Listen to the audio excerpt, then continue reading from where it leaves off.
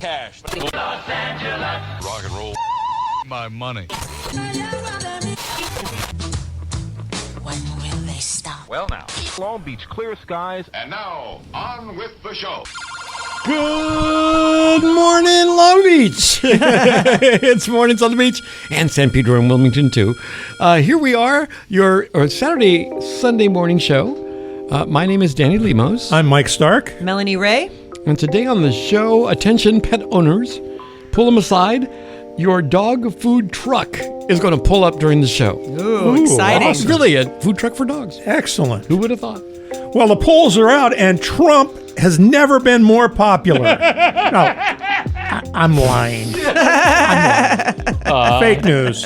Fake news. And we have a tribute to a legendary storyteller, songwriter, and folk singer, and also one of my personal inspirations. That's all coming up today on the show. How are you guys doing? The first week of December. Has holiday descended upon you? Yeah, you get a reality check when Thanksgiving hits, right? Yeah. Now, this is the real deal now. We're into this. And I promised myself I was going to decorate the day after Thanksgiving. And I did. I started. I'm one of those, I get it halfway done, then I sit down, watch this Netflix. Oh, for the first time in my life, I've decorated. I'm almost done. I've never decorated that early. Yeah, I think it's because my daughter's leaving in January, and I want to soak up the last Christmas scene with her. And I mentioned dog owners at the top of the show. So if you're one like myself, Melanie's a dog owner. You're not a dog. But we like him anyway. And you walk your dogs, you're noticing that Christmas is coming. Everybody's starting to decorate a little earlier this year than normal. And so what came to mind was that song from Mame, We Need a Little Christmas Now, because our world, we'll start with at home here. And that is a article from the Long Beach Post this week about citizens in Long Beach being so upset that they demanded action from the Long Beach City Council on what? On the homeless. And if you live, like I do, in downtown Long Beach, maybe you don't know that there is a problem with people who are just not crazy enough to be picked up off the street. Right. Yeah. But not sane enough to manage their world. Oh, no, I'm on 4th and Temple, and they hang out at the Ralph's there, and you want to be compassionate and stuff, but I'm also cleaning up human poop and nervous to walk down my own street, and they dump their trash all over. We had to lock down the planters in front of the house because they would get stolen. Yeah. My car's been broken to some. Anyway, just like that, we talk to the cops, and they always say, well, they're just little policies, and we can't do much. Especially with the, I'm saying, last night, there was a woman screaming on the corner of 1st and Albany where I live. Screaming. Started at 10:30. She didn't finish till 5:45 this morning. Oh, my gosh. Intermittent scream. So there'd be silence and you fall back to sleep. And all of a sudden, she's screaming again. I don't know what is going on. It's psychosis. The cops said, you can see that they came twice. You can hear them coming. No, they didn't do anything because she's obviously in that window of people. What do we do with people like this? Well, that's what people want to know. It's a real problem, yeah. And so they, I would say, bombarded the Long Beach City Council meeting on Tuesday night to talk about what are you guys going to do about this? Yeah. And they mentioned, just like we just did, incident after incident after incident. And Long Beach City Council decided that they would have some action. And that action, to me, I'm like, no, that's not enough. What it is they are now going to review the money spent by the city on the homeless program. I'm sure that'll have an effect. Yeah. We need something a little more. How about some action? Well, especially store owners down here. Exactly. And then there's a list in the article in the Long Beach Post about all the stores that are closing in downtown Long Beach. There are 4 more are slated. Sevilla across the street. Oh, really? Oh, really? Oh, that's been there a long time. For sale. They've been there for sale boy. now. And a couple of other ones down the street. One without a license, Legendary Harbor, I think it's called. Yeah. So there's a lot of storefronts that are empty now, and there's going to be more. And what do they say is the reason? It's going to go back to the old downtown. Yeah. This is how downtown was in the 80s, right? It's starting to slide. And then then like in the 90s, 2000s, it became a destination with the clubs and the restaurants, and now I can see it. Broadway Pizza for sale. Pinkberry listed for sale. Wow. And they're talking about the folks that have left. Harbor Bar 3 years ago, Federal Bar 5 years ago, Rock Bottom closed 5 years. Wow. Solita 1 year ago. Octopus. Yeah, George's Greek's gone. Yeah. All these were vibrant at one point. Yeah. But what do you do when you have a downtown that nobody wants to go to? Right. Yeah. Right? It turns into a ghost town. Also this week, major story dominated the Long Beach news, and that was that the former mayor, Bob Foster, passed away at age 78. That's way too close. Yeah, no kidding. I feel that. And he was inaugurated 19 years ago here in the city of Long Beach. Wow.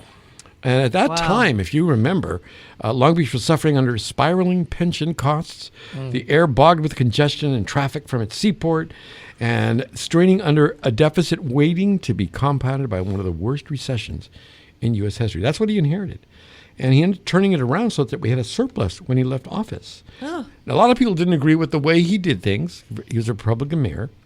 But I thought it was interesting that his mentor, or his mentee, was Robert Garcia.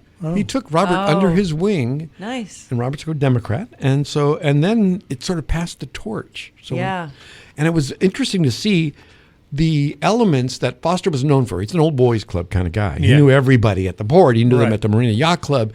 And then to introduce a young politician to those, they are kingmakers in a sense. They help things move in the city. I saw the wisdom in that and thought, but I thought, oh my God, he's going to flip to be a Republican. He didn't, thank God.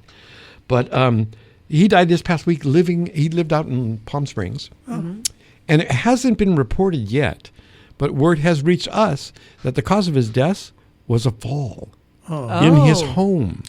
It's not verified by me, but that's what happens when you get to that. Yeah. Yikes. But I did find an article this week. I know we don't talk about Trump that much anymore, but this one I couldn't help because I kind of agree with the assessment. It's an opinion piece that appeared in USA Today about Trump is horrendously unpopular. Yeah, why? Hard to believe. But even MAGA is catching on. Oh, yeah. And that's what I love about this. You've probably seen that sentiment now with Marjorie Taylor Greene heading for the exits. Right. A lot of other lawmakers deciding to retire. Nancy Mace is about to announce her retirement as well. The scary part is I hope they don't come back into I'm sure they'll be back. As a governor. What's the line, though? What's making him split now? Well, because bombing the ships? They're saying that the ship bombing and the Epstein files are the stuff they can't get with. Like Nancy Well, Mace we already knew he was a rapist. So I'm just saying. Has anybody, because he hasn't been charged, so a lot of people are speculating about whether or not this man is a pedophile. And I'm telling you, if this was your neighbor, they would already be in jail. Yes. You've got this far with it? No. But we're being run by a man who's being called a pedophile. Yeah. Yeah, so this is a tough. So that may be one thing because I don't know anybody that can set with that. Man, they're not liking the. Yeah, they're not liking the stuff Hegseth is doing either, and that's rubbing off. And on that's Trump. That guy's going to get These us are the killed. Republicans. These are the Republicans using a law that says if you're under attack, you can attack. To people who are smuggling drugs, suddenly they attack them. That wasn't the bad thing because the second thing was they survived and then they bombed them to death. Right. Supposedly on an order that was given by a military personnel, a general. So you wonder, war crime or not? I don't wonder. It's a war crime. Yeah. Well, and there's no evidence, and they're not coming here on those boats. Like, where's the evidence that those drugs are on their way here? Oh, that was in the article that I read. They're in the Caribbean, right? Yes. Is where we've been bombing them. Yeah. Those little boats that were intent on smuggling, and the reason they decided to punish them by death was because that said even after the attack, they tried to keep loading the drugs onto another boat, and so we thought they have intent to traffic. So wait a minute, you don't kill people for that? You put them in jail, but you don't kill them for that? Well, and then he just pardoned the Honduran guy, right? Was it the Honduran president that was convicted of bringing drugs into the, So it's just all BS. I mean, it's kind of like you're watching Grandpa do his thing until you put him in a home. Lots of hypocrisy. But the Gallup poll recently said that his approval rating was at 36% and disapproval rating at 60%. And for the context on this, the MAGA folks will understand that the low approval rate matched President Joe Biden's in the wake of his disastrous election debate performance. So in other words, he's there where Biden was, and now we're just reliving this. Yikes. But I love the article that was in USA Today because of one phrase they used. He deserves the scorn of history. Oh. I love the way that sounds. Yeah. Because they're saying that we're gonna watch it now. Karma, you can't outrun karma, and we said that for years. Yeah, he's outrun it longer than any human being ever has. Oh, it's so frustrating. And we always thought, what would be the one thing? And so to me, I draw the line at having sex with children. So, who knows if that's the one thing that brings him down? That's absolutely perfect karma, and we've got a front row seat. Yeah. Or is it the stroke going to get him first? I think that's. They said, he can be stumbling. He will live through it all. He will outlive us all. I think after he horrible people do. Yeah. Remember in Simpsons where they would just have the heads of people? He's going to be that. Yeah, he will outlive us all. There's no doubt in my mind. I've given up on that theory. Yeah. He's going to fall over dead, then he's going to get back up. Yeah. They're going to reanimate him. Yeah, there you go. Enough on him. We need to move on because we got music to play. And what do we got first? Yeah, we played a couple weeks ago cut from the Bad Company tribute album, and this is another cut from that. Blackberry Smoke, great Southern band, and this is a song that Bad Company originally did called "Run with the Pack." All right, that's Blackberry Smoke doing some Bad Company and Run with the Pack. And this is Mornings on the Beach. I'm Danny Lemos. I'm Mike Stark. Melanie Ray. How you doing? Fine. How are you? I'm doing great. Just getting prepared to start off the day at Woof It Up here. Of course, we met already. Mike and Melanie, hi. Nice to meet you guys. Nice to meet you. We started out already dehydrating salmon this morning. Boy, you're up and early and at it, aren't you? It's never stopping, especially, we've been in business for about 2.5 years now. And so it's an ongoing process. And that man is Ray Anderson. Ray Anderson runs a company called Woof It Up. And I saw them, all things Justin Rudd. I love the Dog Beach. I love the Hot Dogs Halloween Parade. And that's where I met Ray. And, of course, we passed by, and Boomer's yanking me off the leash. And I'm like, what's going on over here? And it's a Doggy Food Truck. So I thought that deserves a slot on our show. So tell us. I hope Boomer got a little taste of something. I can't really remember, but Oh, he sure did. He talked all about it. So tell us about you. Are you a dog owner as well? I've had dogs throughout my whole life. I currently don't have one right now. The one that I was started off of was between my ex and I. We had a little black pug. His name was Frankie Bark Vader, and he had so many allergies, but like lots of dogs, very food motivated, was just wanted to eat the best of the best, but we had to give him grain free. I helped clear up his skin, his rashes, different things like that. And this is kind of where the whole idea spawned from, was him. So where did you get your experience for being able to handle that and cure your dog and create recipes? Was that something in your background or just a hobby for you? Actually, well, I've had friends that are vets, so I did gain knowledge from them.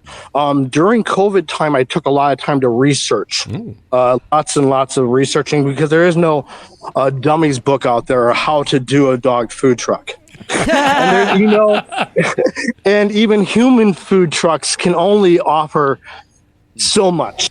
When did your obsession turn into a business? Over COVID time, it really took off, and I just said, if I was to die the next day, what would be the most fun thing to do? And I was like, duh, run a doggy food truck, bring something new to the world, hang out at the beach, listen to music. I mean, what's better than that, right? Yeah. No, exactly. And get paid for it. So tell the audience that's listening what they can get through a doggy food truck. You can get so many things. I've expanded so much over the last 2.5 years. I have about 100 different things here right now available. Anything from meals, which we'll be working on custom meal delivery in the near future. We have doggy ice cream and cookies, smoothies that I make during spring, summertime, into fall right there. And then we take a break over the Christmas time with that.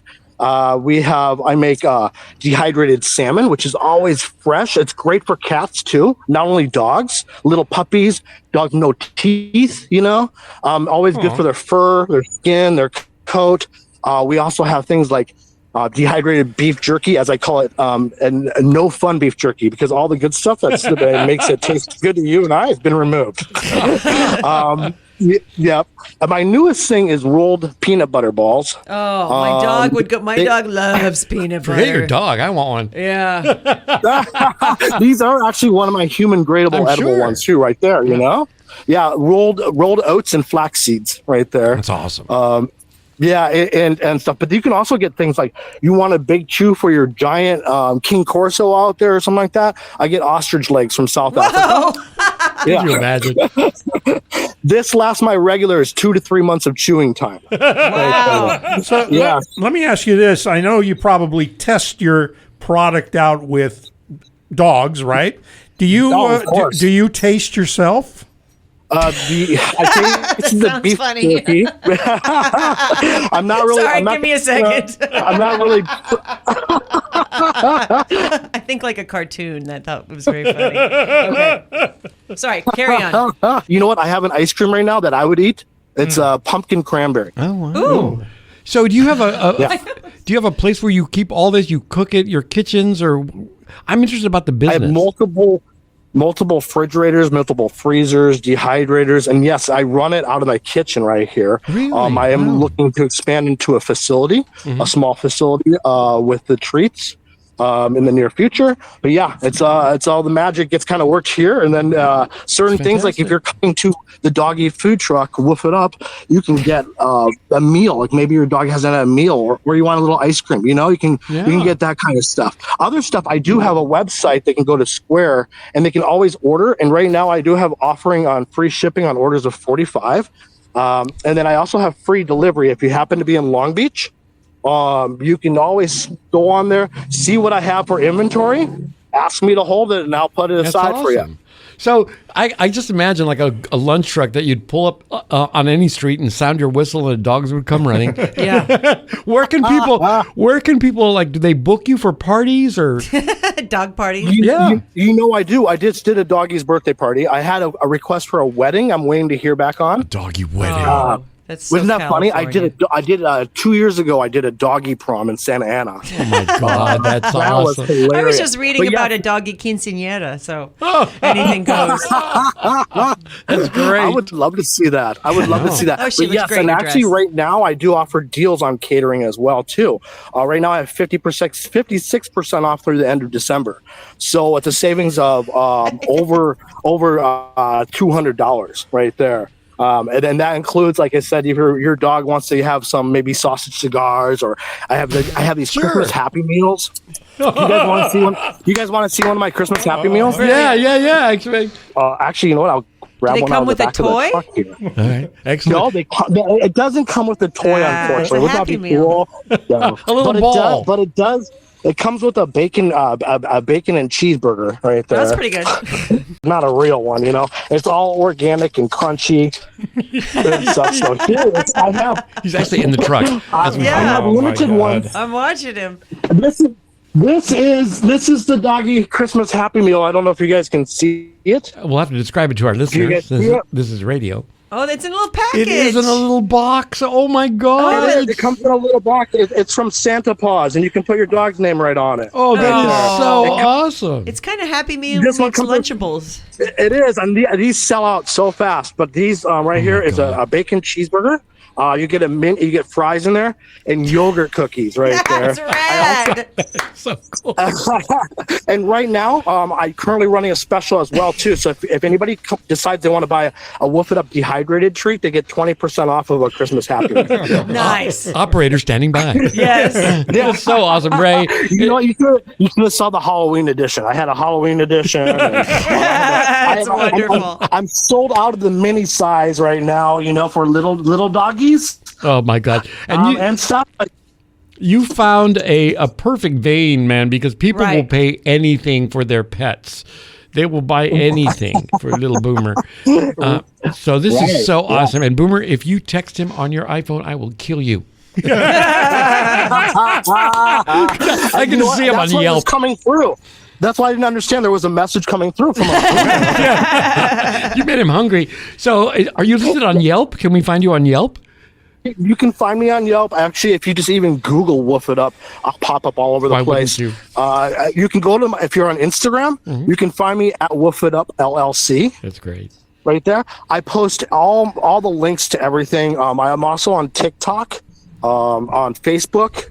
You are definitely the entrepreneur. Absolutely. And get our award of Entrepreneur of the Year for this. So do you just park somewhere, though, and sell treats like food trucks? It's a little trickier with laws. LA is a little bit more better off than Orange County. I go to, like today, I'll be going to San Pedro. I got some regulars over there that I visit for a couple hours. And then this weekend, so awesome. I'll be back over at Rosie's Dog Beach in Long Beach. Typically, that's that I've found so far is the best place. Yeah, that makes sense. Right there. I do go into LA every now and then, Silver Lake. I've gone as far as Van Nuys, right there. But yeah, unfortunately there is some red tape at certain places, that just don't allow trucks or whatever to come in, Yeah. So that's a shame. We got to put an event together around dogs. Yeah, we do. This sounds too awesome to believe. And I got a DJ. He's got a DJ. Of course you do. This is the most awesome. Woof It Up is who we're talking about. You can Google it and you'll find it. Yes. Ray Anderson, thank you so much for being on our show with us today. Thank you.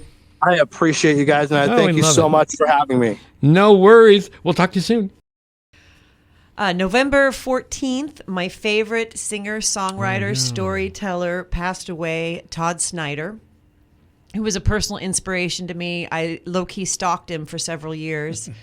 And luckily, my friend Mike helped me put together a little tribute reel that we'd like to put. It's your Saturday, Sunday morning show right here on KLBP Long Beach. I'm Danny Lemos. I'm Mike Stark. I'm Melanie Ray. And so far, what a great show. I mean, talking to Ray Woof it up, got man. me going, yes. And those of you who know Melanie and know me now, we are part of this movement about telling stories here in Long Beach. Yep. I was happy to be included in a show recently over at the Piazzas.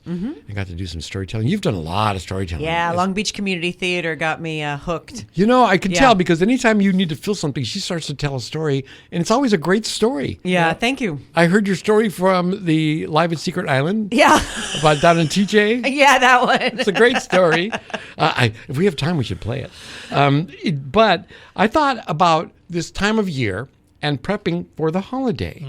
And so I thought, and because I didn't have enough news stories to talk about, I thought, what do we talk about? Oh, fill it in. And what are your favorite memories of the holidays? As we age, we tend to think of it not as special time as we did as kids. Obviously, everybody thinks when you're a kid, Christmas is the begin all and all.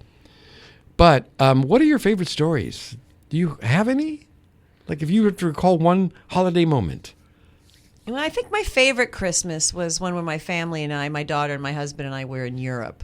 And we did Paris, all the winter markets, and the lights in Paris. And then we were at the Vatican on Christmas Eve.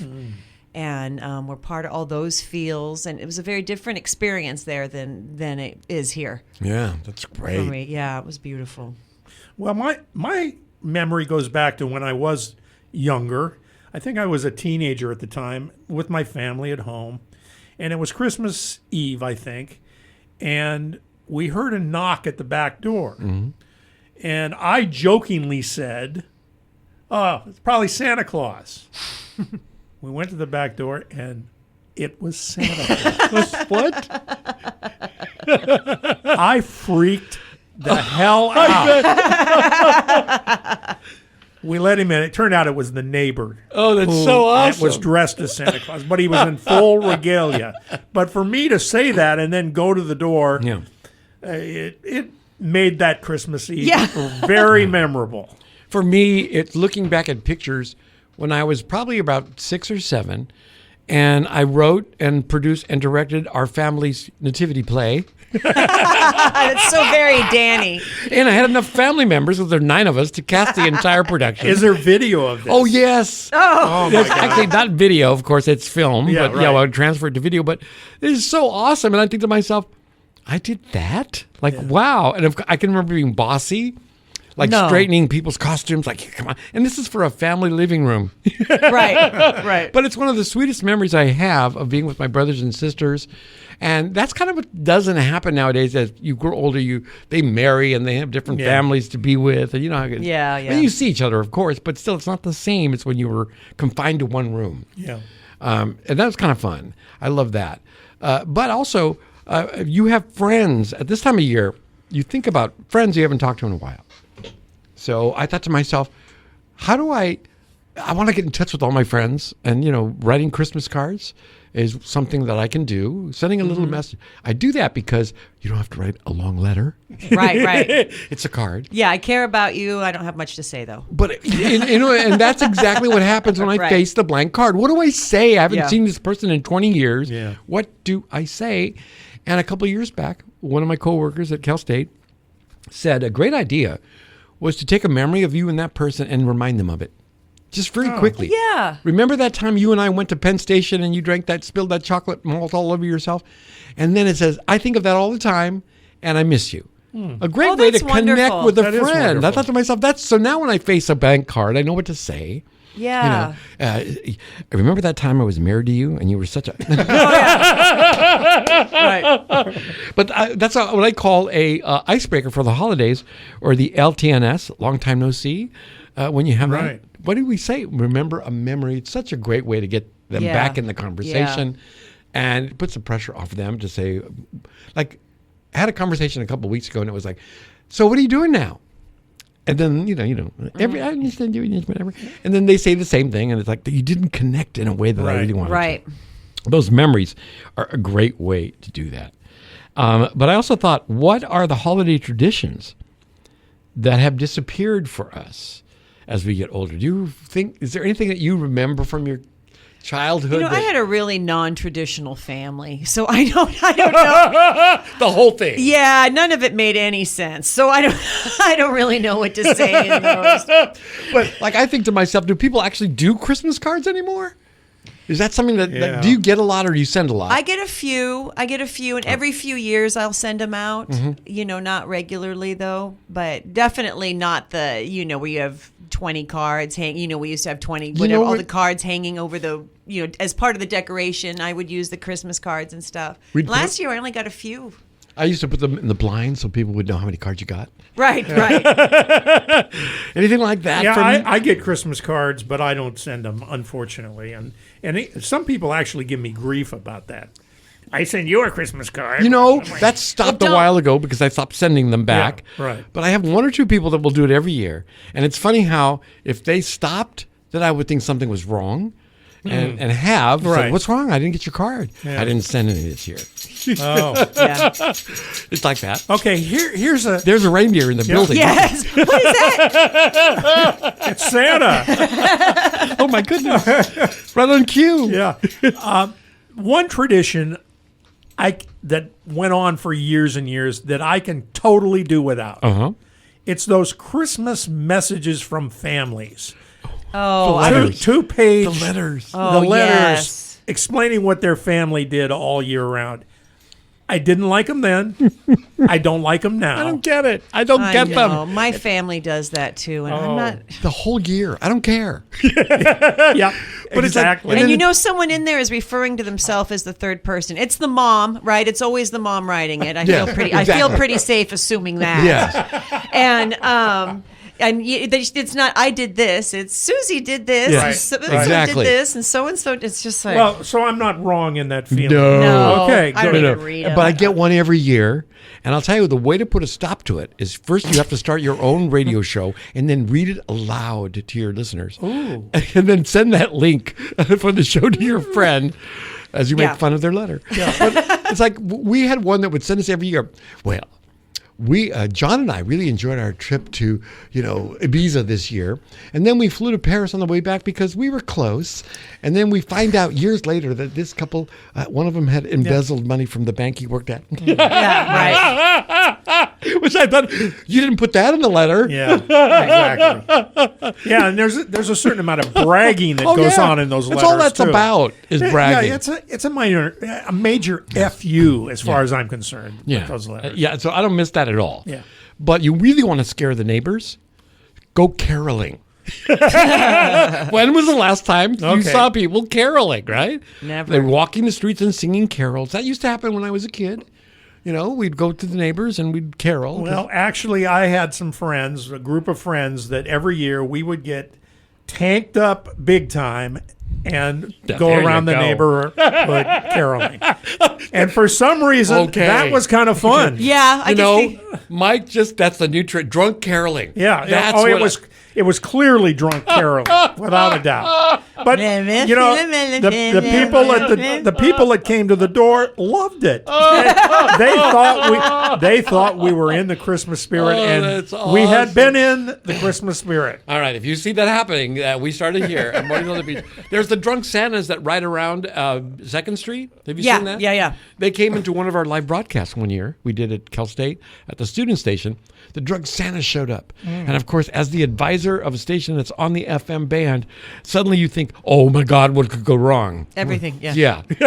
Doesn't Santa have an exemption from No. FCC? No, and these guys wandered into the store we were broadcasting from and started slurring. I thought, oh no. Play a song. It's really great. Speaking of that, we should play a song right now. Play a song. And my last question for you all was, happy or humbug in the holiday season? How would you describe yourself?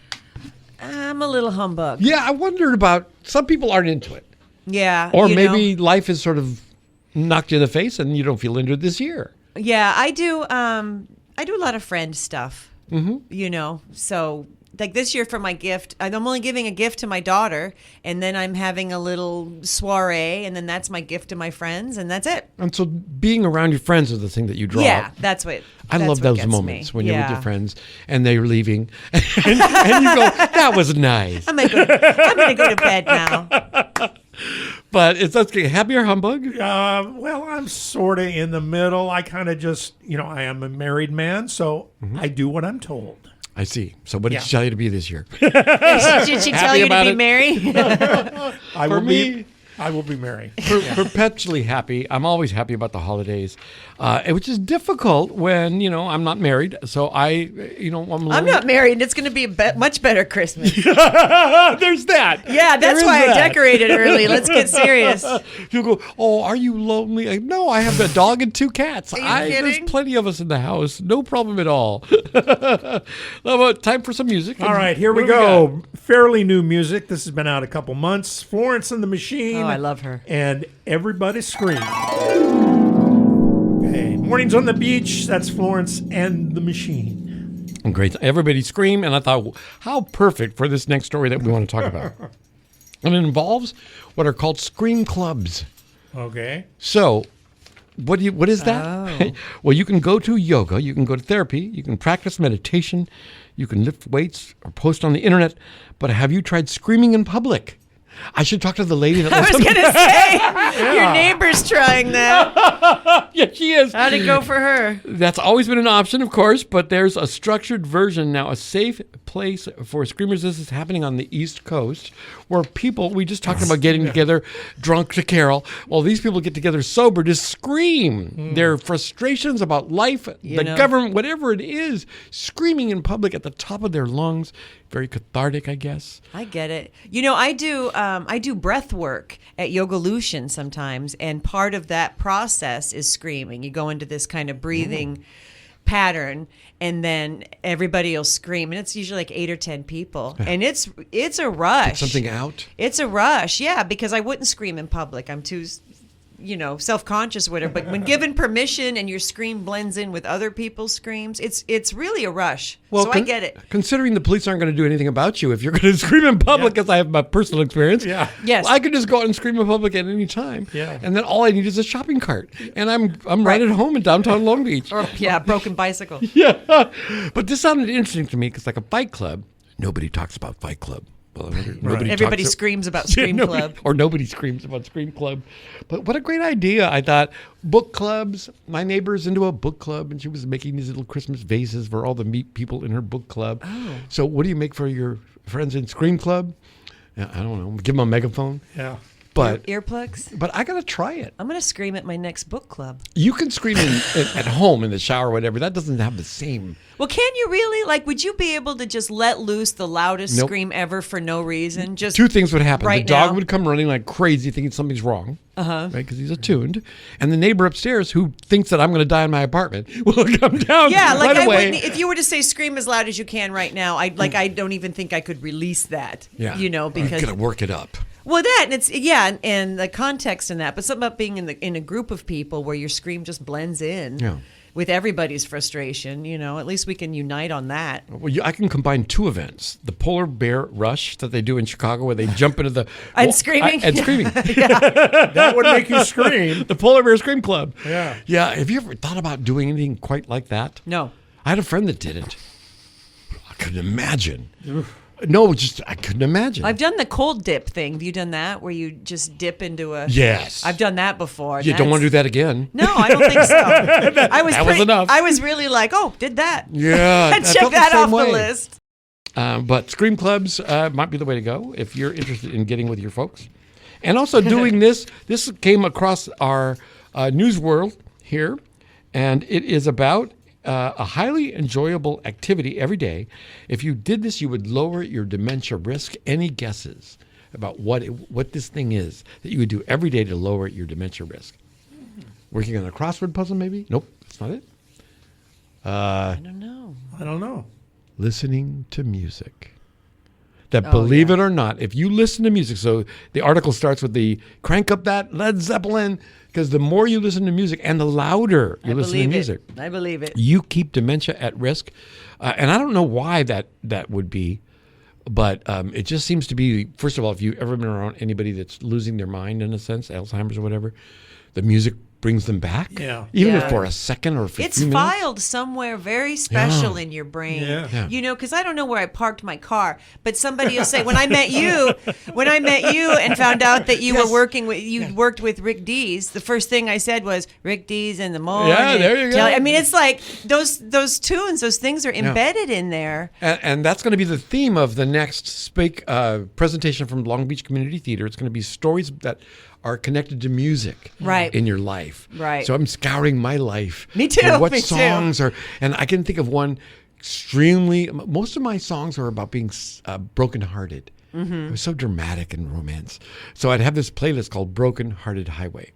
And I'd listen to that sucker on repeat. That's a yacht rock playlist if Yeah. I've ever heard one. Then about 1990, my therapist at the time said, you should stop doing that because you're programming something into your brain. And she was right. Your emotions were following the way you felt in the song. So I stopped playing those playlists. They're still on my phone, but I don't play them anymore.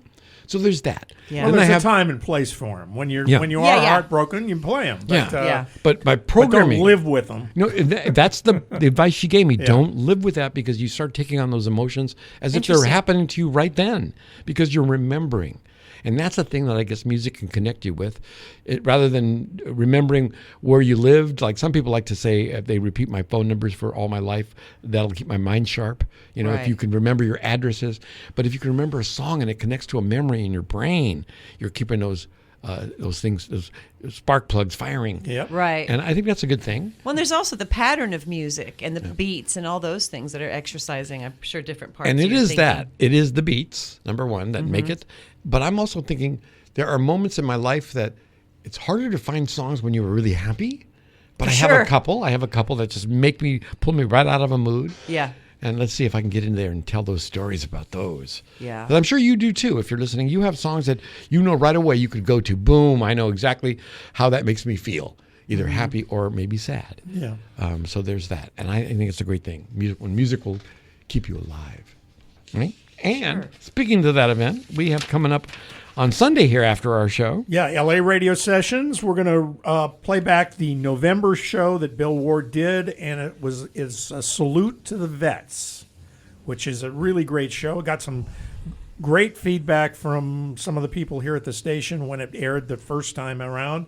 It's playing this week. And then Bill will be back next week again with his December show. Yeah, we got all kinds of things coming up here this month here. For those of you listening on Sunday, it's the night of our holiday party at the Secret Island Tiki Bar. And being the crazy folks that we are, we're throwing a Christmas in Hawaii party on Pearl Harbor Day. Oh, I didn't even make that connection. I did. I went, great. oh no. Well, I think. But that's us. Yeah. That's perfect. Well, for and us. complete with drag queens as well. Right. You gotta Yes. throw that Come in. on down. Because that'll be at the Secret Island Tiki Bar starting at 4 p.m. on Sunday. Everyone's welcome to come on over and meet your favorite KLB personalities. And if that happened, I'd be surprised.